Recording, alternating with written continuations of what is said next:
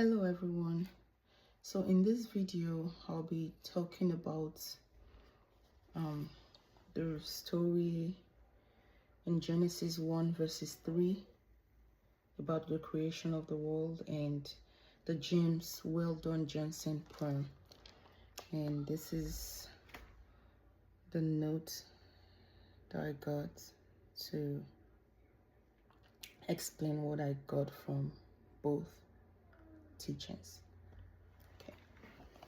So in the story of Genesis 1 verses 3 and the Johnson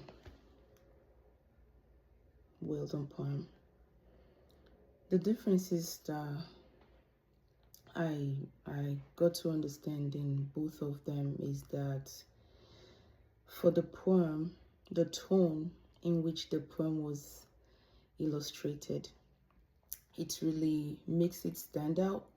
It looks like you're watching a movie, But when I was reading the Bible in the book of Genesis 1 verses 3, I was just reading in my mind and I didn't get a clear picture as much as I did when I watched the poem.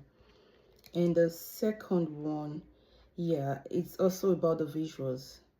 Yeah, the imagery in the story, the poem, how he illustrated the seas, the vegetations, and all of those things. Yes, that's the difference between I got from the story, the poem, and when I was reading Genesis 1. Also, the poem, I also noticed something that the illustrator used in the poem.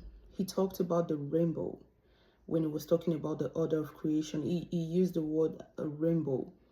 But when I read Genesis 1, I didn't read about a rainbow, so I'm guessing that is one of the dramatic illustrations that he wanted to use.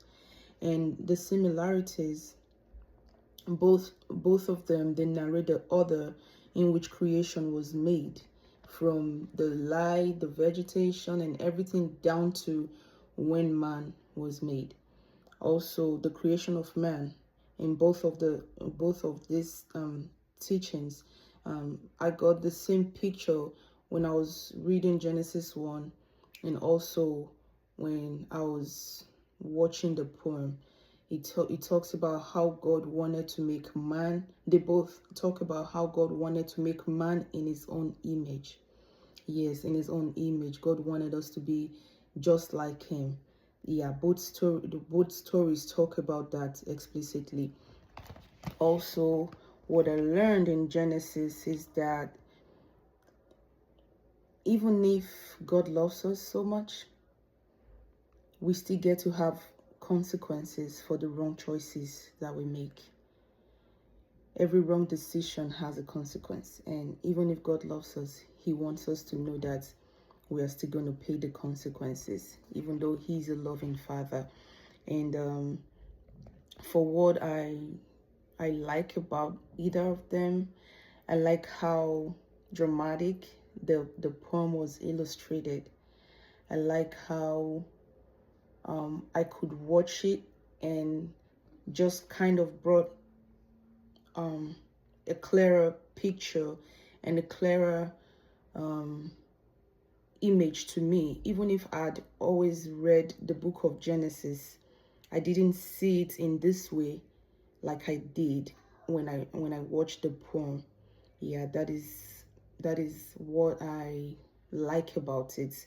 I also like Genesis 2 because reading it this time in a very calm way all by myself, it gave me a deeper understanding from how I've always heard about the story. I've not really read about Genesis 1 through 3 like that before, but when I read it this time by myself, I got a better understanding of how the order of creation was, and I really like that. I got to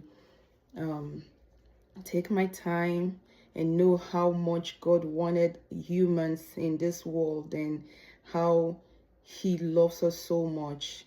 Yes, I really like that part of the book of Genesis. Yes, that is it. Thank you.